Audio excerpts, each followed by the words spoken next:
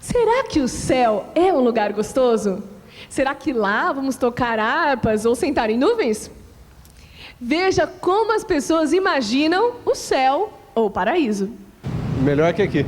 Maravilhoso. Com certeza bem melhor que aqui. Céu. Existe.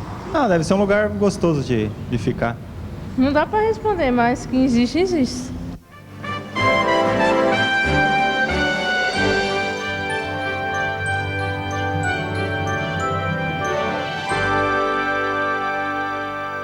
Esta casa está cheia de anjos. Nós estamos na presença do grande e maravilhoso Deus. Aqui é o Santo Monte, aí é o Santo Monte, porque Deus está. Vamos louvá-lo. Nos reunimos no Santo Monte.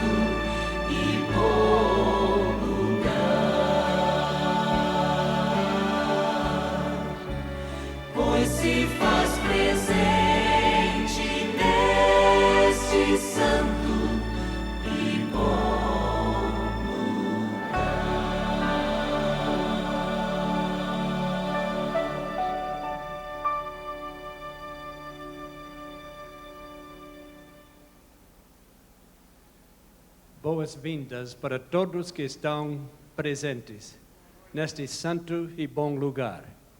E queremos abrir a palavra de Deus, mas como sempre, mais uma vez, queremos pedir a presença dele conosco. Pai nosso, aqui estamos para falar de coisas divinas, para ouvir as tuas palavras, não as palavras do homem.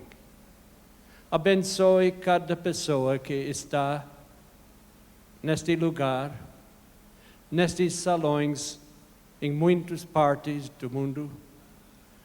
Pai, ajuda para que cada um possa abrir o seu coração para ouvir a tua voz. Abençoe o velho pregador, para que ele não possa chamar atenção a si, mas que possa abrir a tua palavra e deixar a tua mensagem passar por ele para os ouvintes. Pedimos isso em nome de Jesus. Amém. eu li a história de um menino que fez uma redação. A professora na escola pediu que ele escrevesse algumas palavras de como seria o céu. E ele escreveu essas palavras. Ele disse: o céu tem 3 andares e um porão. Os 2 primeiros andares são as nuvens. Deus mora nos primeiros 2 andares e o Papai Noel, com seu trenó e brinquedos, estão no 3º andar e os anjos dormem no porão.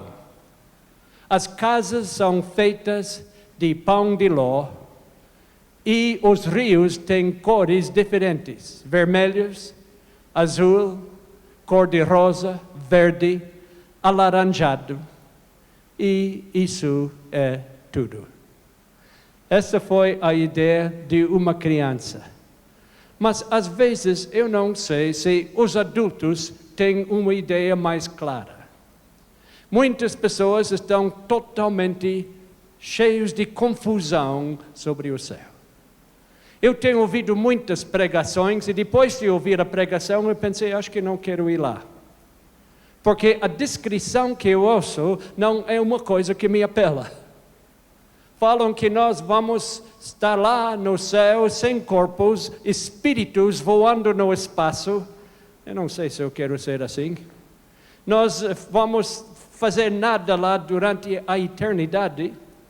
Eu ouvi um pregador disse que nós vamos só tocar a harpa dia e noite, ano após ano, milênio após milênio. Tocar a harpa mais, até que estamos totalmente enjoados de tocar a harpa. Agora, eu gosto de música de harpa, mas eu creio que eu gostaria de ouvir alguns outros instrumentos também, não é? Eu não creio que eu gostaria de passar toda a eternidade não fazendo nada.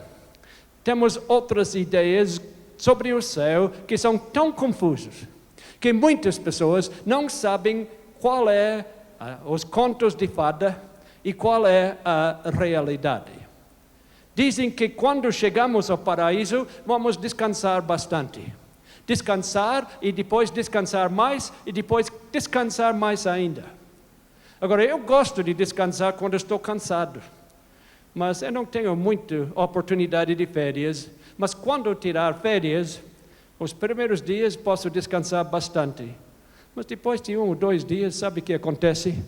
Eu começo a ficar cansado de descansar. Eu começo a desejar fazer alguma coisa. Será que o paraíso é assim? Será que não vamos fazer nada? Será que vamos ficar tão cansados de fazer nada que vamos desejar voltar para a terra? O que será o paraíso que Deus nos prometeu? A coisa importante é que não importa o que eu penso. E não importa o que você pensa.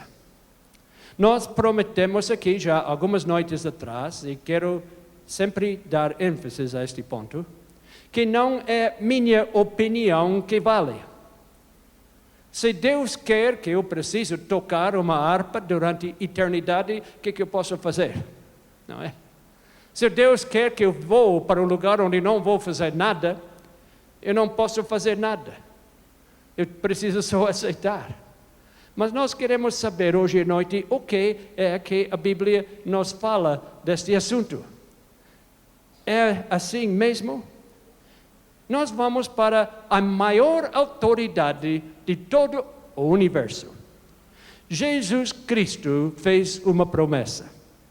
E Jesus Cristo foi acusado de muitas coisas, mas nunca foi acusado de falta de sinceridade e nunca foi acusado, nem pelos inimigos, de exagerar ou de mentir.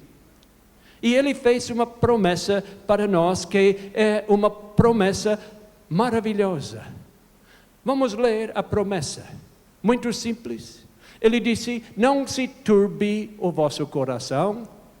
Credes em Deus, crede também em mim. Na casa do meu Pai há muitas moradas. Se assim não fora, eu vou teria dito, pois vou preparar-vos lugar. E quando eu vos for e vos preparar lugar, voltarei e vos receberei para mim mesmo, para que onde eu estou, estejais vós também. Essa promessa de João 14, 1 a 3, nos fala que Jesus vai preparar, um lugar. Que tipo de lugar? Um lugar real. Ele vai construir casas para nós, disse ele. Há muitas moradas. Ele tem alguns planos para nós, que ao abrir as Escrituras, como nós falamos, um pouco aqui, um pouco ali, regra sobre regra, mandamento sobre mandamento, nós vamos descobrir as maravilhas dessa promessa. Abraão falou do paraíso que Deus está preparando. No livro de Hebreus, nós temos as palavras a respeito de Abraão. Disse, falando de Abraão, porque aguardava a cidade que tem fundamentos, da qual Deus é o arquiteto e o edificador. Jesus disse que o paraíso é um lugar, e o livro de Hebreus disse que Abraão esperava uma cidade que tem fundamentos. Se tem fundamentos, parece uma coisa muito real, não é? Não somente fundamentos, mas tem um arquiteto. Não é um lugar misterioso de fantasmas. É um lugar que tem fundamentos, tem um arquiteto e tem um edificador. Eu gosto de visitar a cidade de Brasília. Eu penso no homem que sonhou em construir essa cidade, Juscelino Kubitschek. A cidade tinha um plano, Oscar Niemeyer, o grande arquiteto. O paraíso tem um edificador. O paraíso tem um arquiteto que está planejando este lugar para nós. E que tipo de pessoas encontraremos lá? Seremos fantasmas? Seremos somente espíritos sem corpos, sem cabeça, sem olhos, sem boca? Estaremos só voando? Seremos só um pouco de ar? Vamos ver o que a Bíblia disse. A Bíblia fala muito claro sobre isso. Fala de Cristo Jesus, disse, o qual transformará o nosso corpo de humilhação para ser igual ao corpo da sua glória. Vamos manter este texto, se podemos voltar mais uma vez. Vamos olhar essas palavras, porque são tão preciosas. Este corpo, ele disse, de humilhação. Por que este corpo é de humilhação? Porque este corpo, depois de 6.000 anos do pecado neste mundo, este corpo não é mais um corpo perfeito. Este corpo está sujeito a dores de cabeça, e dor de dente, e dor de barriga, e dor aqui, e dor ali, não é? E resfriado, e cansaço. É o corpo de humilhação. Quando nós nascemos, já começamos a morrer, a envelhecer. Mas Ele vai transformar este corpo, que eu queria que fosse bem mais bonito. Ele vai pegar este corpo. Eu tenho dito muitas vezes, pessoas perguntam, você tem programa de televisão, por que não tem programa de rádio? Eu disse, não tenho voz para o rádio. E eles me falam, mas você tem uma cara perfeita para rádio. Mas ele vai pegar este corpo de humilhação, não é? E o que ele vai fazer? Ele vai transformar para ser igual ao corpo da sua glória. Como era este corpo? Vamos continuar a ler. Ele vai, segundo a eficácia do poder que ele tem de até subordinar a si todas as coisas. Filipenses 3:21. Um dia eu estava na minha casa e ouvia a campainha tocar. Abri a porta, tinha 2 homens com pastas e disseram, nós queremos estudar a Bíblia contigo. Disse, muito bem, gosto de estudar a Bíblia, pode entrar. Sentamos e um abriu a pasta, tirou um livro verde. Eu disse, esta é a Bíblia? Disse, não, mas esse livro fala da Bíblia. Não, mas eu queria estudar a Bíblia. O senhor pode guardar esse livro. Ele guardou, tirou um livro azul. Disse, esta é a Bíblia agora? Disse, não, mas um bom livro que fala da Bíblia. Disse, mas eu queria estudar a Bíblia. Ele guardou o livro azul e tirou um livro vermelho. Ele disse, agora é a Bíblia. Ele disse, não, mas um livro tão bom eu gostaria de ler para o senhor. Disse, então pode ler. E ele abriu a Bíblia e disse, quando Jesus ressuscitou, ele deixou o corpo no túmulo e foi somente o seu espírito que ressuscitou. Eu disse, espera aí. Se você não tem a Bíblia, eu tenho. E nós vamos ver o que a Bíblia disse. Que tipo de corpo Jesus teve depois da sua ressurreição? Quando Jesus surgiu daquele túmulo do jardim lá perto de Jerusalém, ele não deixou o seu corpo lá no túmulo, não deixou nenhum osso lá dentro. A sua ressurreição foi completa. A Bíblia nos indica claramente quantas vezes eu tenho entrado neste túmulo e olhado ao lugar onde Jesus ficava quando estava morto. Não tem esqueleto, não tem ossos. Jesus ressuscitou completamente. Ele saiu glorioso, vitorioso sobre a morte. E nós na semana que vem vamos ver a importância desta ressurreição completa. Jesus depois apareceu aos seus discípulos.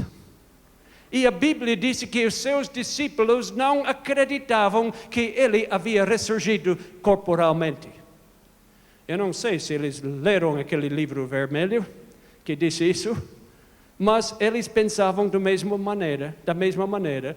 Disse, eles, porém, surpresos e atemorizados, acreditavam estarem vendo um espírito.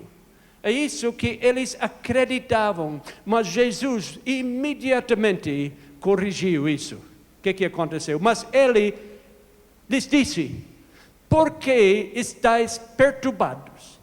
Por que sobem dúvidas ao vosso coração? Vede as minhas mãos e os meus pés, que sou eu mesmo.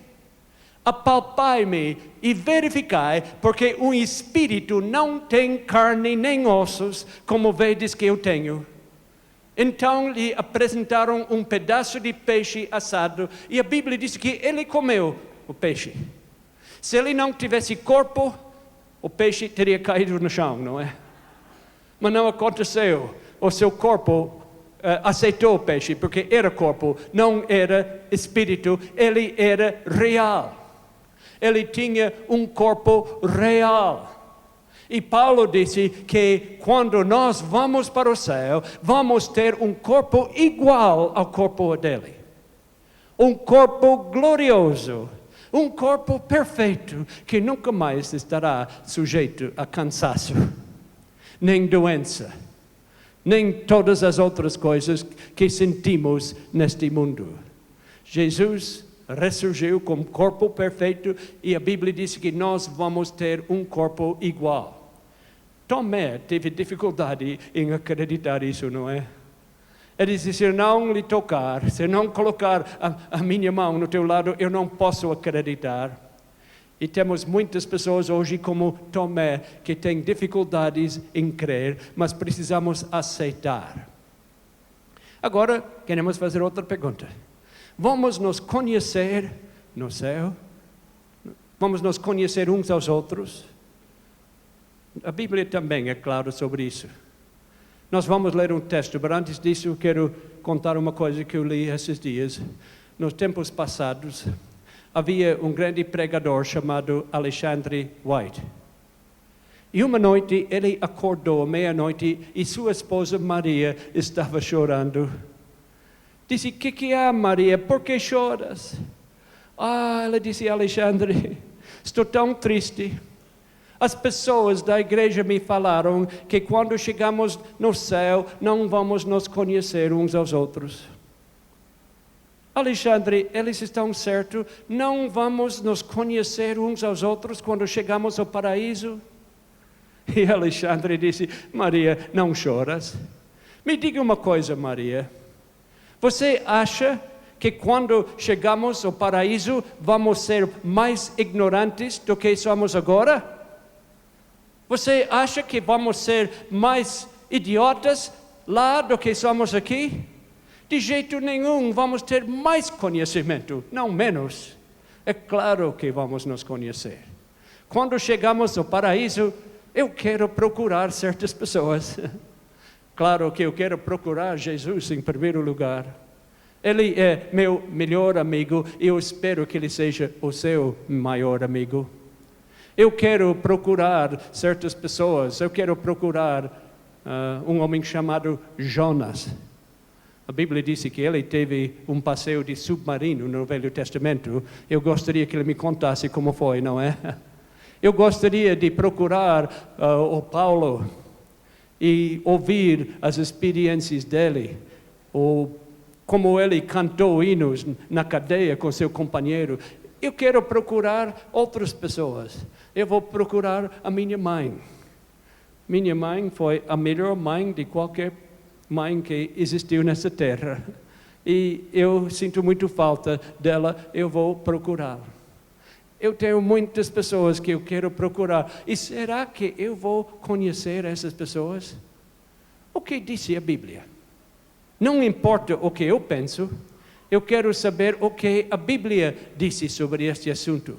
E abrimos a Bíblia diz, porque agora vemos como em espelho, obscuramente. Agora não podemos ver muito bem. Mas então veremos face a face. Agora conheço em parte. Então conhecerei como também sou conhecido. 1 Coríntios 13:12. Agora eu conheço em parte. Eu conheço pessoas, mas não conheço tão bem. Mas lá nós vamos nos conhecer totalmente. Nós vamos conhecer como também somos conhecidos. Como é que nós conhecemos as pessoas agora? Conhecemos as pessoas pela fisionomia, não é? Pela face. Mas as faces mudam com a idade. Eu estava no estado de Wisconsin fazendo uma série, estava à porta, apertando a mão das pessoas e chegou um homem barbudo e disse, se lembra de mim? Você acha que não conhece o senhor? Ele disse, olha mais perto. Ele deu um sorriso. E atrás da barba eu vi o brilho nos seus olhos e disse, eu sei quem é um amigo da infância. Mesmo que o rosto mudou, ainda deu para conhecer. Nós vamos conhecer como somos conhecidos. Como somos conhecidos? Pela voz. Eu não preciso me identificar para meus amigos quando eu falo no telefone. Em 1958, eu trabalhava no estado de Santa Catarina. Eu tinha um colega de trabalho e ele tinha uma menina pequena e eu também tinha uma menina pequena. Nós nos separamos e muitos anos nós não nos vimos. Passaram uns 30 anos. A filha dele já de mais de 30 anos, a minha filha já de 30 anos. Eu vim para São Paulo e alguém me disse, seu amigo, senhor pastor Schmidt, está nessa cidade. E ele tem telefone. Eu liguei o telefone dele e uma senhora atendeu o telefone. Era sua filha Lilian, que era menina naquele tempo. Eu disse, o pastor Schmidt está em casa. E eu ouvi ela dizer, papai, pastor Feierabend está na linha e quer falar consigo. Como ela sabia? Depois de tantos anos, ela reconheceu o sotaque, certamente, não é? Quem com sotaque americano seria chamado e reconheceu a voz. Nós vamos conhecer como somos conhecidos. Quando eu trabalhava em Santa Catarina, eu tinha um escritório no segundo andar. E tinha uma escada subindo. Qualquer pessoa que me visitava teve que subir a escada. E muitas vezes eu sabia, antes de chegar lá, quem estava subindo, só pela maneira de subir a escada. Minha secretária, Tracy, que está aqui conosco, naquele tempo estava muito pequena, menor do que agora, e ela ainda é pequena. E como sempre corria. E quando ela subia a escada, parece que os pés não tocavam na escada. Ela corria, ninguém corria assim, eu sei quem está chegando. O pastor da igreja era uma pessoa mais idosa, ele pisava com passos firmes subindo, disse, eu sei quem está subindo. Nós vamos conhecer da mesma maneira que estamos sendo conhecidos.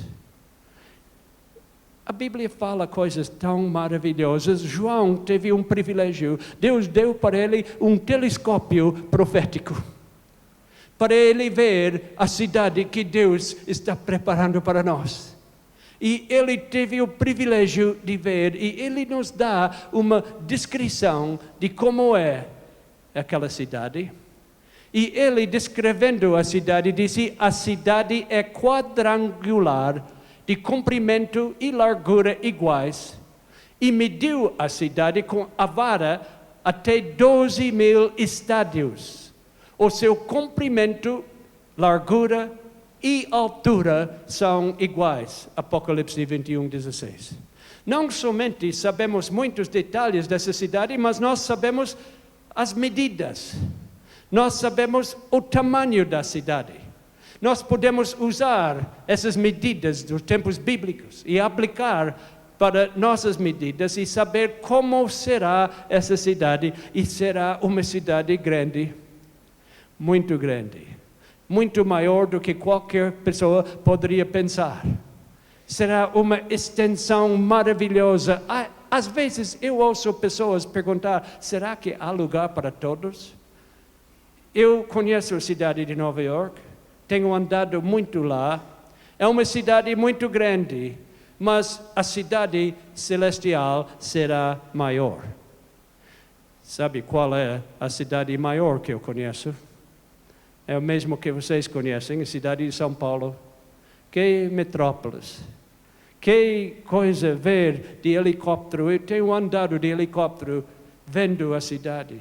Eu vivi alguns anos na cidade de Rio de Janeiro. Todas essas cidades são pequenas em comparação com a cidade que Deus está construindo para nós. Porque nós temos as medidas no livro de Apocalipse.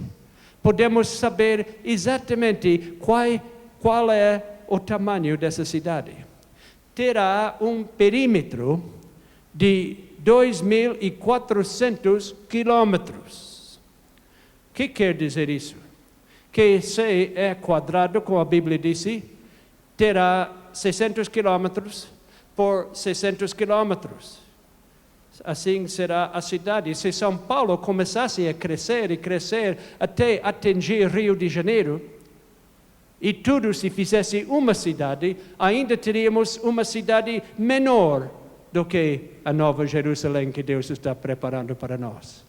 E quando as pessoas me perguntam, será que terá lugar para todos lá? Eu começo a fazer um pequeno cálculo.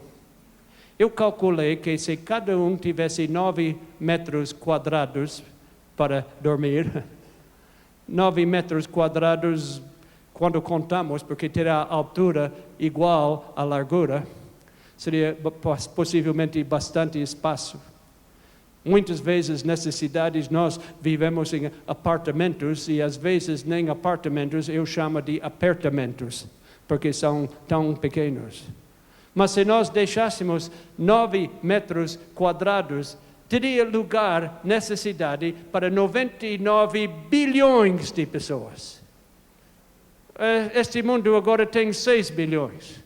Mas lá teria lugar para 99 bilhões e ainda tem lugar fora da cidade. Porque nós vamos aprender na semana que vem que não é só a cidade, mas será uma terra, o mundo inteiro será habitado. Jesus não disse que os justos herdarão uma estrela, ele disse que os justos herdarão a terra. Deus vai renovar essa terra para nós viver, para ser a nossa habitação e haverá lugar para todos, não precisamos ter medo. Um amigo meu, recentemente, construiu uma casa. Eu fiquei com bastante ciúmes, porque em toda a minha vida, eu nunca consegui construir uma casa que eu queria. A maior parte do tempo tenho vivido em casas e apartamentos alugados. E justamente quando estou confortável, o dono disse, preciso do apartamento, preciso sair. Ou vem um chamado para eu trabalhar em outro lugar. Eu vi ele construir a casa exatamente como ele queria. Eu fiquei contente em ler que a Bíblia disse que isso vai acontecer. Um dia eu vou construir uma casa. Eu vou construir a casa e não vai faltar material, não vai faltar dinheiro, eu não vou precisar de depender de orçamento, porque lá teremos tudo o que precisamos.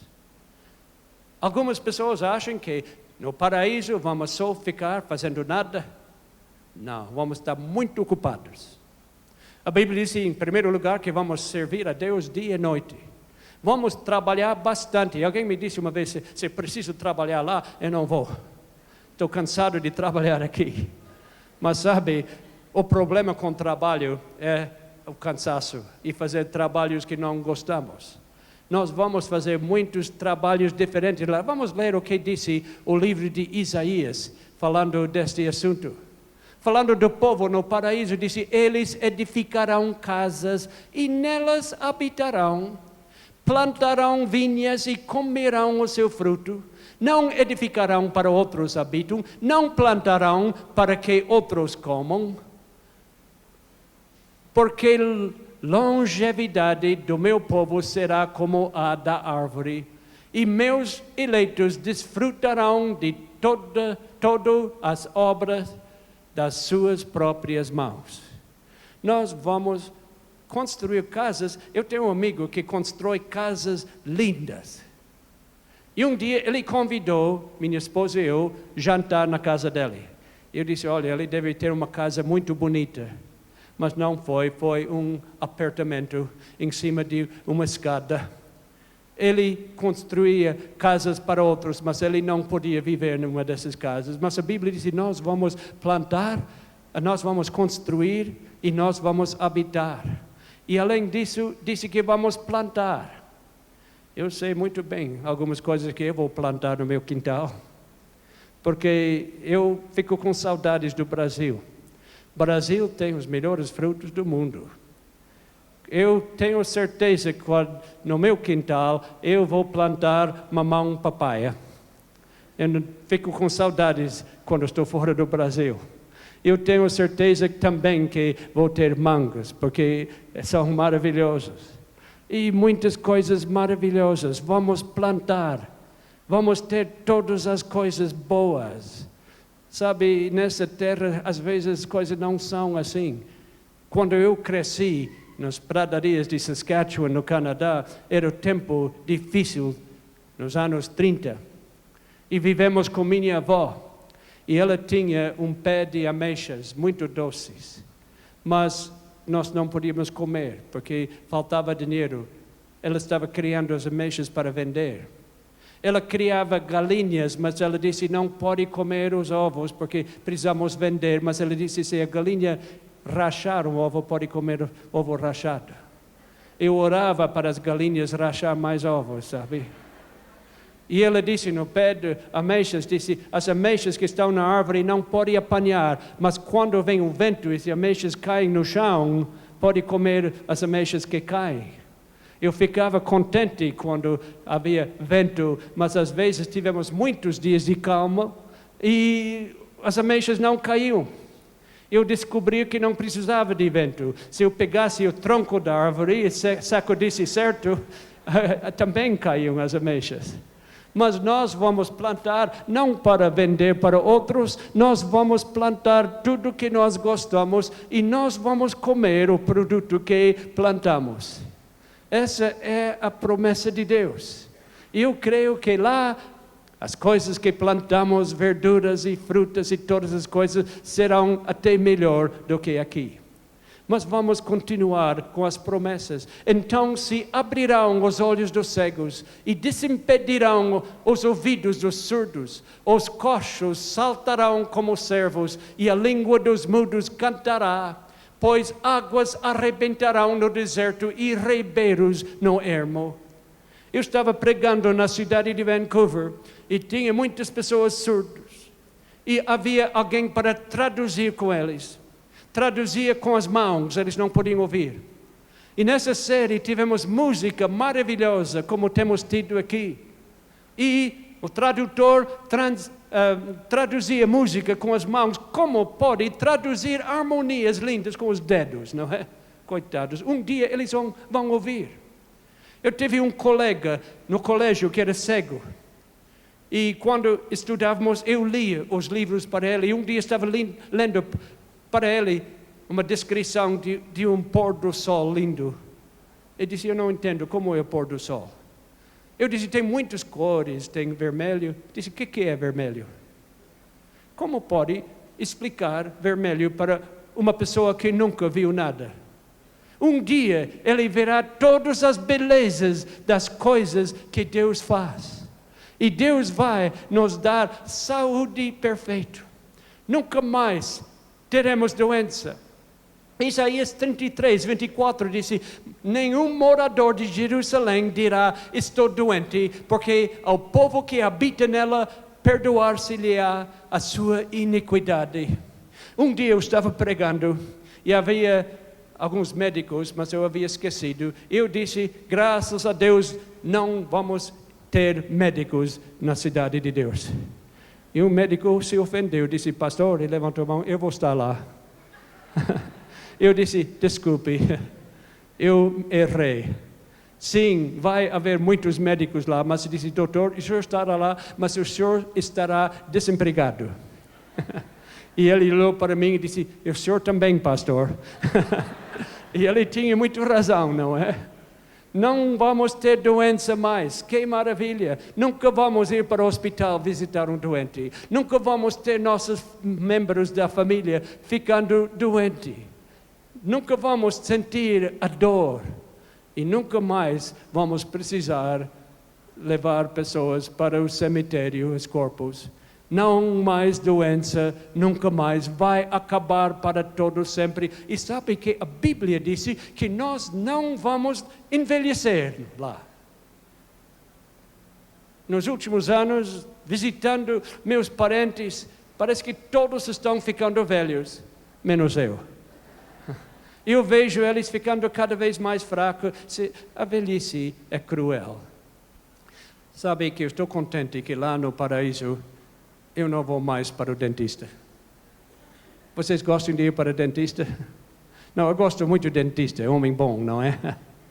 Mas quando ele fala, abre a boca, ele começa a colocar esses aparelhos na minha boca e começa a dar essa chiada.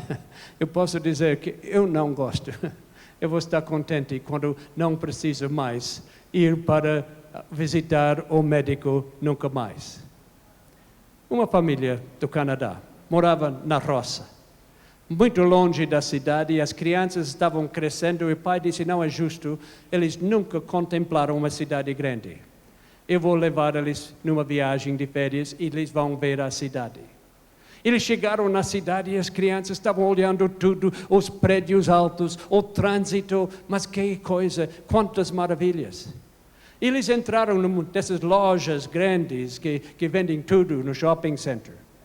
Entraram lá e a mãe foi para a seção de roupas femininas e ela ficou encantada e se perdeu lá.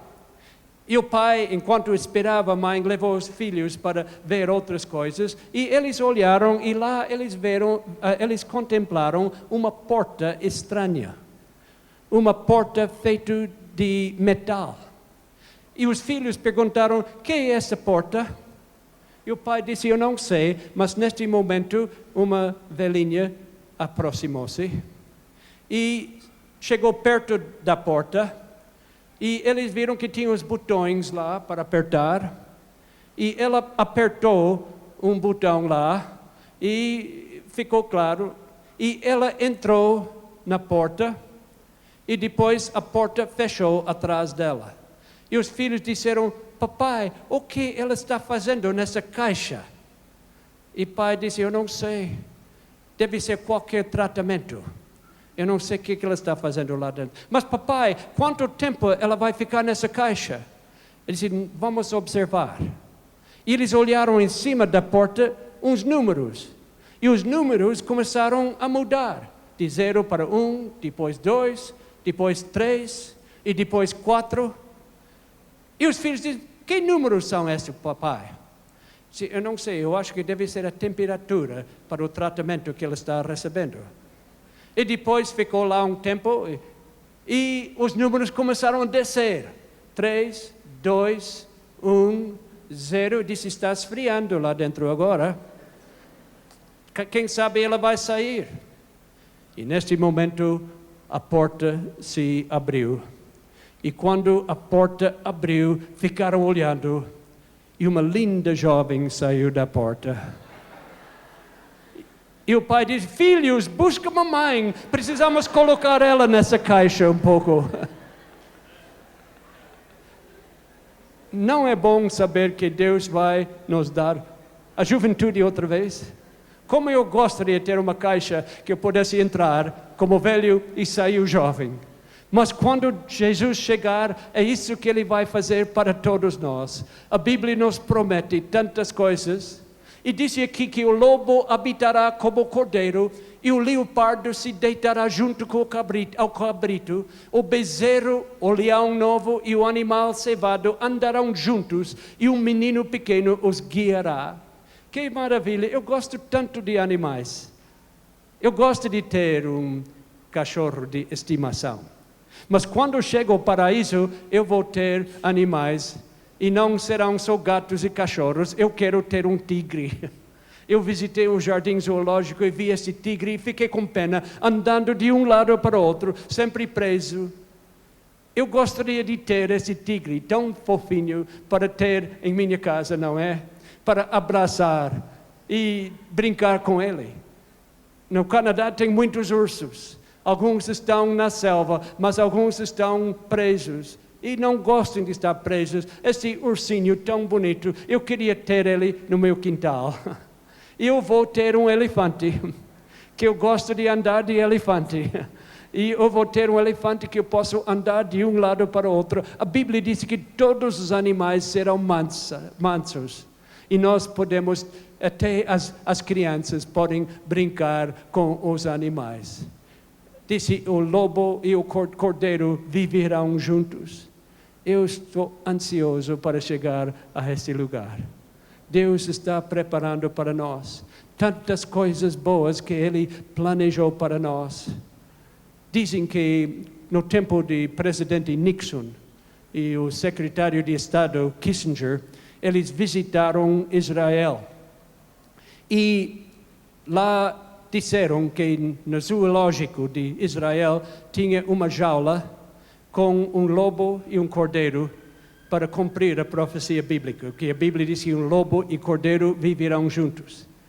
E o presidente Nixon disse para Kissinger: vai lá para o jardim zoológico para ver como eles conseguiram isso.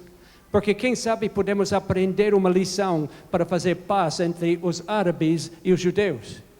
E Kissinger foi para o jardim zoológico e disse para o homem que estava cuidando, o chefe lá: é verdade que vocês têm uma jaula que tem lobo e cordeiro juntos na mesma jaula? Disse: é verdade. Mas como vocês conseguiram fazer isso? Ele disse: muito fácil. Nós colocamos um cordeiro novo cada dia depois do lobo comer outro.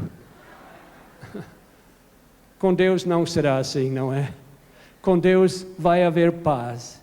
Não haverá mais violência nem dor. E Deus quer nos convidar para esse lugar tão bonito. A Bíblia disse: então ouvi grande voz vindo do trono, dizendo: eis o tabernáculo de Deus com os homens. Deus habitará com eles. Eles serão povos de Deus, e Deus mesmo estará com eles. E lhes enxugará dos olhos toda lágrima, e a morte já não existirá. Já não haverá luto, nem pranto, nem dor, porque as primeiras coisas passaram. Uma lista de coisas que não vão existir mais no paraíso de Deus. Nós vamos ser o povo de Deus. Nós vamos viver com Ele e não vai haver mais lágrimas, nenhuma visita mais para o cemitério. Muitas pessoas aqui sabem o que estou falando. Muitas pessoas aqui sabem que falta alguém no seu lar, a morte cruel levou. Maior parte de nós sabemos o que visitar é visitar o túmulo de um querido, ir para o cemitério com tanta tristeza, porque a morte está ao nosso redor. E ninguém pode escapar enquanto estamos neste velho mundo. E todos nós sabemos o que é. Quantas vezes tenho ido ao cemitério para um enterro, funeral. Nunca esqueço, uma família querida, muito amigo, jovem, 2 filhos. E a mãe pegou câncer. Fui lá para o cemitério e antes de baixar o caixão, os 2 filhinhos pequenos e o pai chegaram lá para colocar flores no caixão. Que tristeza. Foram para casa. Mamãe não voltou mais. Quanta tristeza neste velho mundo, quantas lágrimas. Mas a Bíblia diz que Deus vai limpar dos nossos olhos toda lágrima. Já pensou? Esta vida é um vale de lágrimas. Nós nascemos chorando, derramamos lágrimas durante nossa vida, morremos chorando. Como seria essa vida se nunca tivesse lágrima? O que é uma lágrima? Depende a quem nós perguntamos. Se perguntar a várias pessoas o que é lágrima, terá várias respostas. Para o químico, a lágrima é uma solução de cloreto de sódio e outras substâncias. Meus amigos, isso não descreve as minhas lágrimas. Dizer que é solução de cloreto de sódio e água não fala das lágrimas que eu às vezes preciso derramar por causa das coisas que acontecem na vida. Para o filósofo, a lágrima é simplesmente um líquido para lubrificar os olhos, mas minhas lágrimas significam muito mais do que isso. Minhas lágrimas significam dores e pesares e tristezas. Se perguntar ao estoico o que é a lágrima, ele disse que é um sinal da fraqueza. E pode perguntar para o epicúreo o que é a lágrima, ele disse, não tem valor, come, bebe, porque amanhã morrereis. Mas, meus amigos, lágrimas são feitas de mais do que água e cloreto de sódio. Lágrimas são feitas de corações quebrantados, de decepções, de dores, tristezas. E Deus vai limpar todas as lágrimas. O mundo está cheio de lágrimas. Num certo sentido, existem rios de lágrimas que estão correndo neste mundo. Eu fiz um cálculo. Se cada pessoa derramasse somente uma lágrima por semana, muitos de nós choramos mais do que isso. Mas vamos pegar uma média baixa. Se cada pessoa derramasse somente 52 lágrimas num ano, e isso seria para os 6 bilhões de pessoas neste mundo, 312 bilhões de lágrimas. Alguém calculou que em 100 anos teríamos lágrimas suficientes para formar um rio ao redor do mundo. Um rio de lágrimas. E Deus vai limpar todas estas lágrimas. Deus vai acabar com as lágrimas e nos dar a alegria. O João, na ilha de Patmos, olhou e teve uma visão do céu. da cidade de Deus descendo aqui para a terra. Mais tarde, as profecias que vamos estudar vão mostrar exatamente como será. Ele diz: vi também a cidade santa, a nova Jerusalém, que descia do céu, da parte de Deus, ataviado como noiva, adornada para o seu esposo. Apocalipse 21:2. Em breve, essa cidade estará pronta.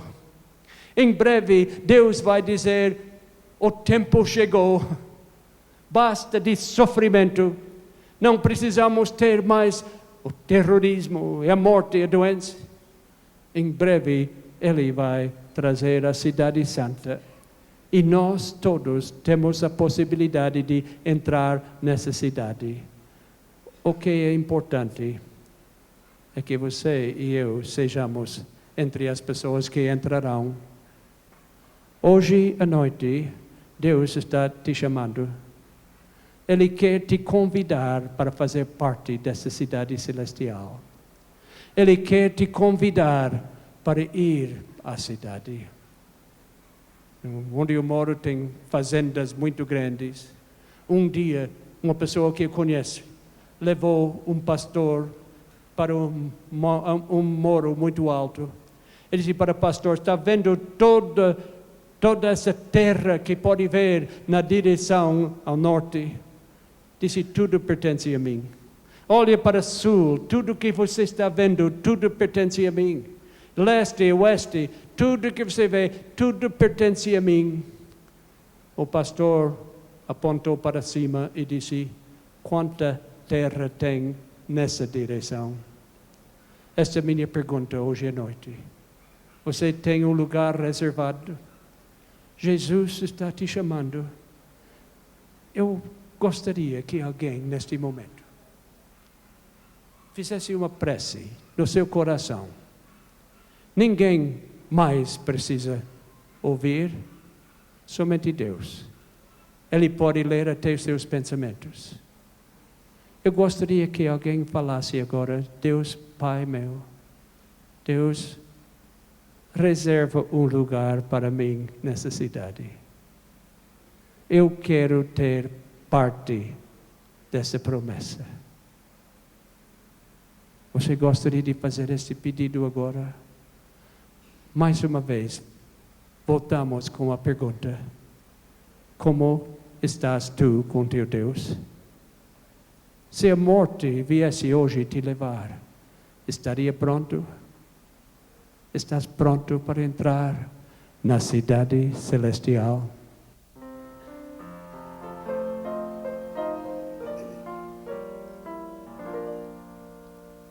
Muito afoito estás pelo teu viver, como estás com teu Deus.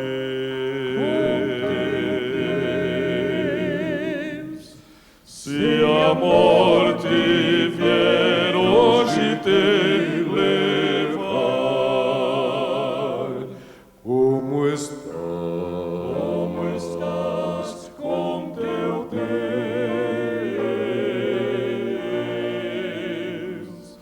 Bem está o teu viver, como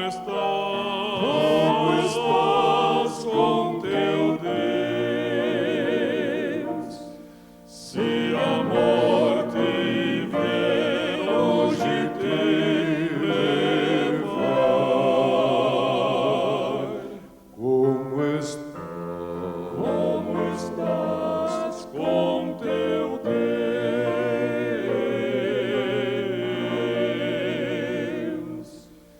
Cantas o amor do Senhor Jesus, como estás com teu Deus.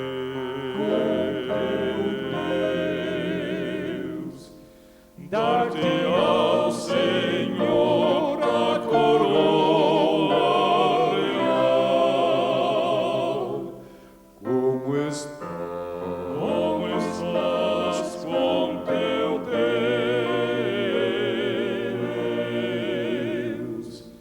Bem está teu viver,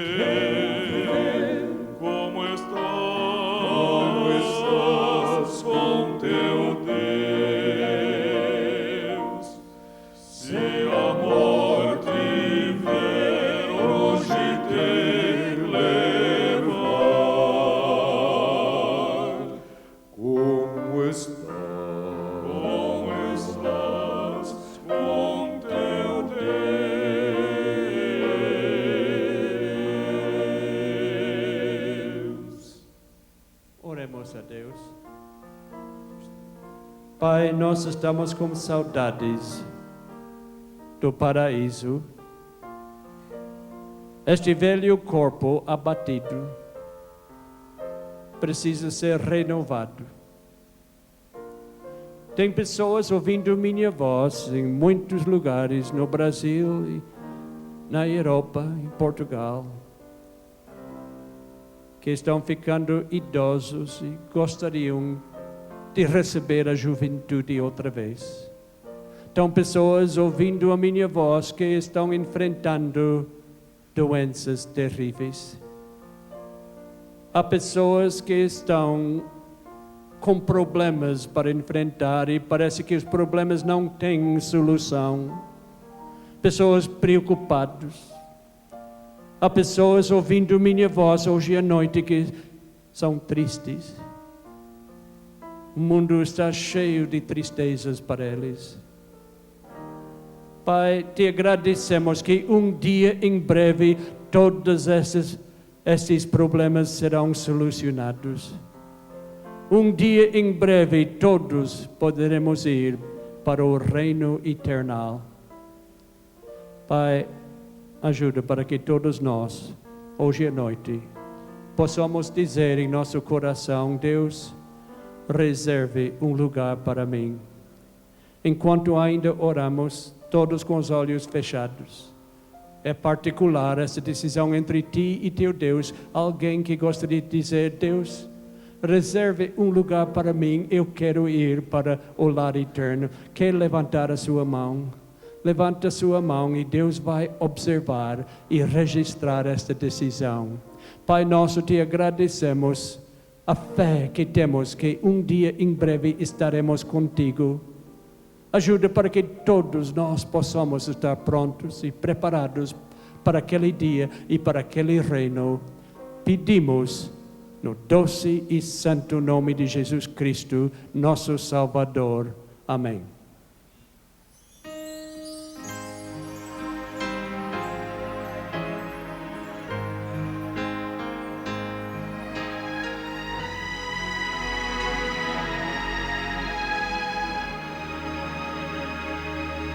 Que o Senhor lhe abençoe e guarde, que o Senhor esteja com você, que Ele sempre ilumine o seu caminho e que a paz inunde o seu viver.